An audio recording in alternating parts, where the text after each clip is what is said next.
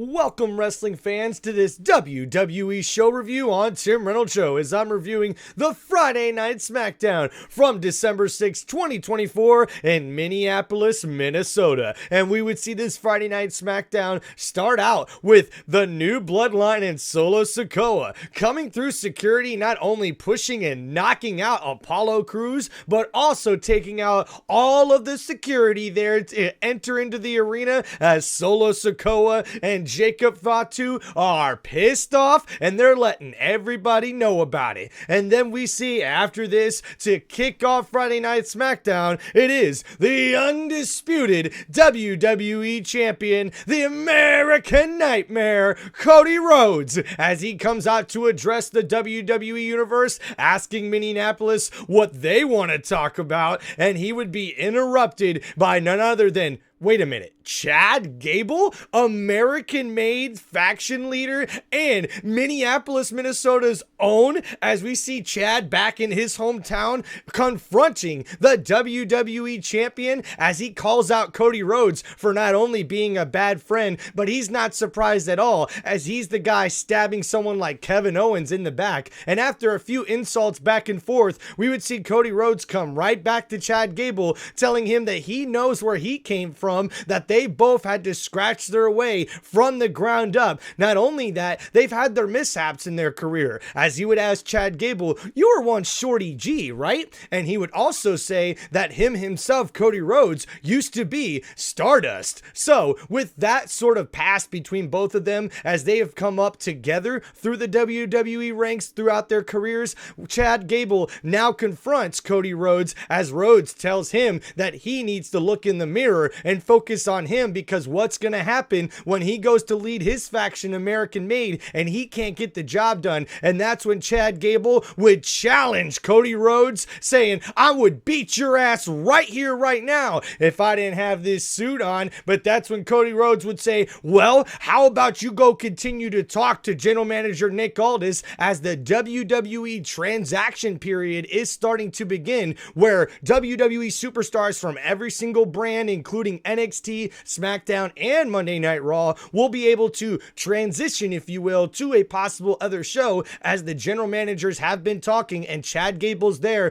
to negotiate maybe coming to Friday Night SmackDown. But we would see the WWE Undisputed Champion Cody Rhodes go one-on-one with Chad Gable later on tonight after this confrontation on Friday Night SmackDown, as Cody Rhodes tells him to lace up his wrestling boots and let's fight. Then next on Friday Night SmackDown, we would see after this backstage, as Bianca Belair was meeting with Naomi, and after these two talked about what happened at Survivor Series War Games, we know Bianca Belair is still looking for whoever took out her tag team partner Jade Cargill a couple of weeks ago. And that's when Bianca Belair would be confronted by Chelsea Green and Piper Niven after Naomi walks away, because she's got to get ready for her triple threat match coming up later on Friday Night SmackDown. But Chelsea Green and Piper Niven did not have nothing but terrible words to say to Bianca Belair, saying that a couple of weeks ago, Chelsea Green was the one who took advantage of Jade Cargill getting knocked out and Bianca having to leave that match, as Chelsea Green would win to advance in the Women's United States Championship tournament on SmackDown. And we'd also see Bianca Belair confront Piper Niven, saying, well, maybe you were the one that actually took out my partner Jade Cargill, as you were trying to help out your friend Chelsea Green, and we all know Chelsea doesn't usually win a match without your help, Piper. And then we would see these women fight it out backstage, as Chelsea Green and Piper Niven take advantage of the numbers, taking down Bianca Belair. And we would see later on that evening, Piper Niven would go one-on-one with Bianca Belair. Then next up on Friday Night SmackDown, after this, we would have our first match of the evening, and this would be a women's triple threat match, and this would also be a match in the Women's WWE United States Championship Tournament, as we would see Naomi versus Elektra Lopez of Legado del Fantasma versus Miss Money in the Bank, Tiffany Stratton. And these ladies would definitely tear it up inside the ring, but man, we've seen a little confusion and uncohesiveness when you talk about the actual wrestling in this match. It wasn't a pretty match if you ask me, but Tiffany Stratton definitely showed out in front of her hometown crowd as she was able to hit a pretty moonsault, the prettiest moonsault you ever seen, and you know what time it is. It's Tiffy time as she gets the victory after hitting the moonsault, her finishing move, and she now advances to the semifinals for the Women's United States Championship Tournament. What a big victory for Miss Money in the Bank here in her hometown on Friday Night SmackDown, advancing in the tournament. Then next up here on Friday Night SmackDown, we'd see backstage the Street Profits, Denzel Ford and Montez Ford and Darnell Dawkins being attacked backstage by somebody we don't know, but general manager Nick Aldis now is scrambling to try to figure things out, as Street Profits were supposed to be in a WWE tag team match against Motor City Machine Guns, who then come up to general manager Nick Aldis confused about what happened, who attacked the Street Profits, and what to do going forward. And that's when we would see DIY's own Johnny Gargano, as Johnny Wrestling was looking to help out general manager Nick Aldis and Motor City Machine Guns, his friends, and saying, hey, you guys need a replacement for a WWE tag team match tonight? Well, how about DIY? We can fill in and help you guys out. And that's when we would see general manager Nick Aldis look at Motor City Machine Guns, and the Machine Guns would say, we'll go ahead and give them the match that they want. And we would see general manager Nick Aldis say, you tell Tommaso Ciampa, Johnny, that he better not make me regret this, as we would see DIY versus Motor City Machine Guns for the WWE Tag Team Champions later on Friday Night SmackDown. Then next up after this, guys, we would see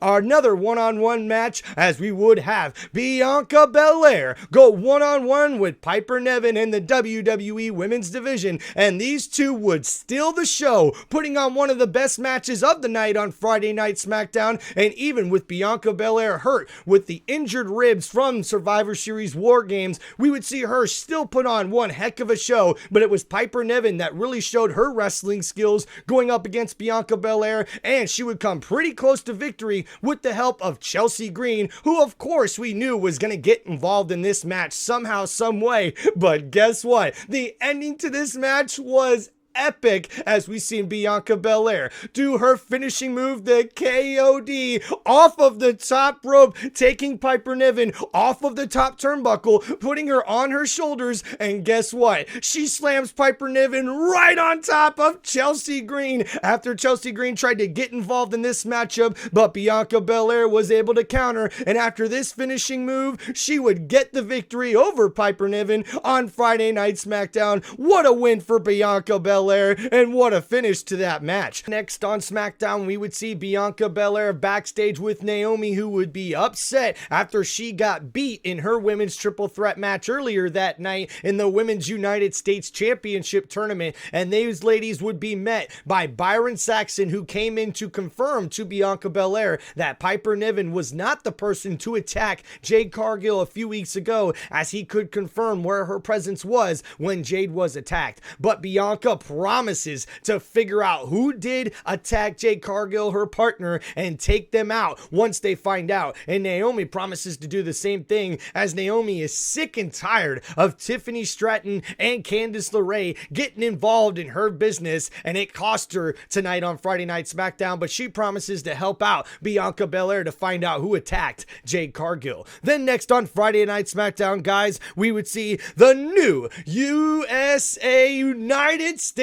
champion Shinsuke Nakamura, as he would win his third United States championship at Survivor Series War Games, beating LA Knight. Yeah, that's right, folks. And as Shinsuke would come out to the ring, he would not even get a word out before LA Knight would come out to the ring to confront his opponent at Survivor Series War Games, the new United States champion, saying that he's ready for his rematch, but it would not be long until after that Andrade would also come out, as both of these men are trying to plead their cases to be the next #1 contender for the United States Championship, as LA Knight says, Andrade, you're gonna have to wait your turn because I'm like a debt collector here to collect this debt and take out Shinsuke. But as Andrade would go to respond right back, we would see out of nowhere Solo Sikoa and the New Bloodline would take out both LA Knight and Andrade, and as Shinsuke Nakamura would stand in the ring as the Bloodline surrounds him, Nakamura would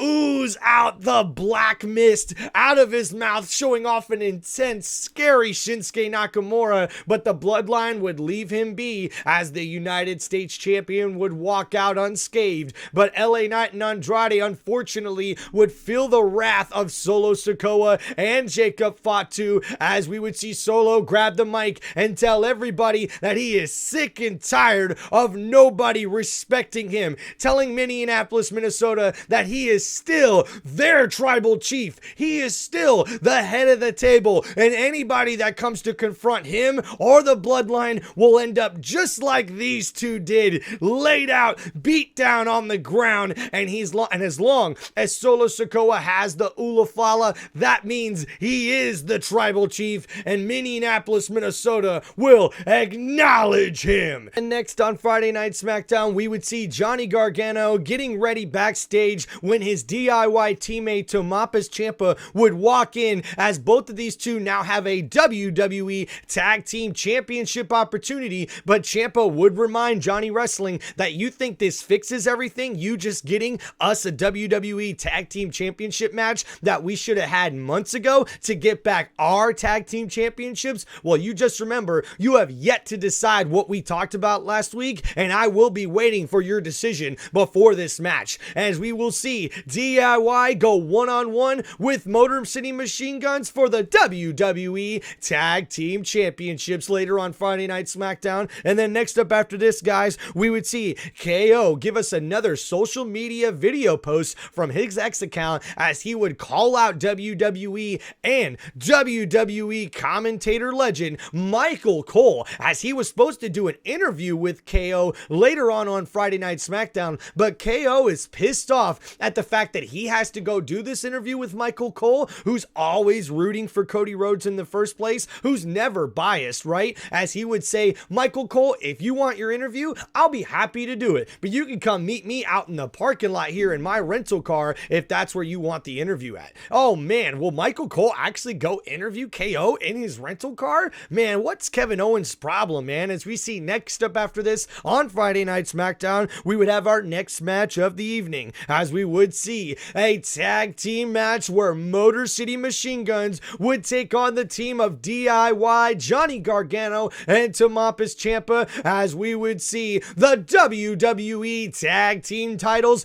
on the line. And we would see miscommunication throughout this match from Tommaso Ciampa and Johnny Gargano, as it seems they cannot get on the same page, as Ciampa would dominate this match early on, really giving it to Shelly and really taking out Motor City Machine Guns, both of them by himself. And then as Johnny Gargano tries to get in this match, he would be knocked down repeatedly onto the side of the ring, outside of the ring, a couple of different times, until eventually he would get into this match, and we would see him and Ciampa just start yelling at each other, constantly confronting each other, before we would see a slap to the face and a push from Johnny Gargano, as he was sick of it. Johnny Wrestling was not gonna put up with Ciampa's crap anymore, and Ciampa would lose it on the side of the ring, saying, "We're done, it's over, DIY is dead." And that's when we would see Johnny Wrestling inside the ring try to do his thing, but Motor City Machine Guns would fight back, but not before Johnny Wrestling turns on Motor City Machine Guns. As the referee's back was turned, we would see Johnny Wrestling deliver a low blow, and with that low blow, they would defeat defeat Motor City Machine Guns after we've seen the double team from DIY as they become your new WWE Tag Team Champions. And they fooled us all as Johnny Wrestling and Tommaso Ciampa were on the same page the whole time as DIY now becomes the new tag champs and turn heel in WWE's Friday Night SmackDown. Then next up here on SmackDown, guys, we would see Michael Cole have to go do his interview with KO out in the parking lot in his rental car as if Kevin Owens would call out Michael Cole for being biased, for always rooting for Cody Rhodes instead of rooting for him when he knows very well what it was like when Roman Reigns was going around trying to end his career. And that's when we would see Michael Cole try to give a little advice to Kevin Owens, telling him to look in the mirror and also look at all the other examples of other guys in the WWE that have teamed up and forgave Roman Reigns for all the things he's done in the past, including Cody Rhodes, including Jay and Jimmy Uso and Sami Zayn. And that's when we would get a little hint from this interview, guys, that Kevin Owens says, you think he cares about what Jimmy and Jay do? Of course they're going to continue to be lackeys for Roman Reigns, but Sami Zayn, that I will take care of and handle later on. But my focus is on Cody Rhodes, as I'm going to take him out at Saturday night's main event. And oh my goodness, guys, we could really see after this storyline with Cody Rhodes and Kevin Owens, it looks like Kevin Owens already has his eyes set on the next person that he's going to go take out and attack for helping out Roman Reigns. And that looks to be Sami Zayn. Man, what a interview here as he ends up kicking out Michael Cole out of the rental car, saying, I'm sick of you, man. I don't want any of your advice. Get the hell out of my car. And then next up here on Friday Night SmackDown, we would see General Manager Nick Aldis backstage talking to World Heavyweight Champion Gunther of all people. As we just mentioned earlier on WWE Show Review on Tim Reynolds Show, that the WWE transaction period is starting, where we could see WWE superstars transferred from show to show, including WWE's NXT, Monday Night Raw, and Friday Night SmackDown, as it looks like Nick Aldis, the general manager for SmackDown, is showing interest in the World Heavyweight Champion. But then Carmelo Hayes, the number one overall pick for SmackDown during the WWE draft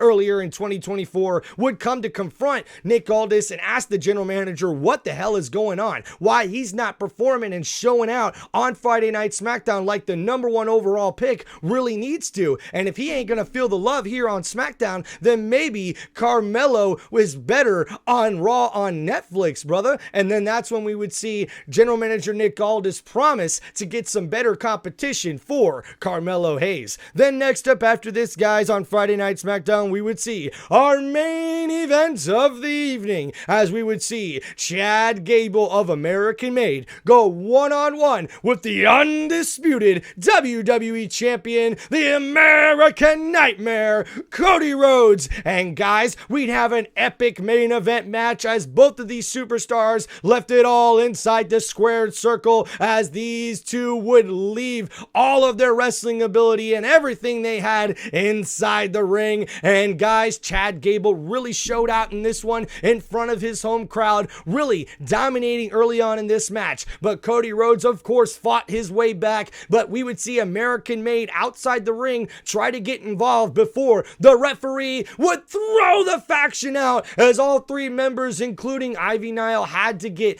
out of the ringside there, and it would be a true one-on-one matchup, as Chad Gable would end up focusing on the injured ankle of the WWE Champion, as Rhodes had to fight off Gable again and again, using the ankle lock, twisting and hurting that injured ankle, focusing on it until Cody Rhodes would deliver a Cody Cutter from the top rope and hit one of the biggest, baddest looking crossroads you ever seen in his entire career, as Chad Gable gets knocked right on top of his head, and Cody Rhodes gets the victory as the undisputed WWE Champion remains with his hand held high inside the ring until Kevin Owens would show up to attack Cody Rhodes and send a huge message to end Friday Night SmackDown, as Rhodes is not looking to let Kevin Kevin Owens beat him up as he would attack Owens right back all the way till the end of this show. And guys, this has been your WWE show review on Tim Reynolds Show. Make sure you guys like and subscribe to the channel. Thank you guys for hanging out here and checking out this What a Friday Night SmackDown. As we see,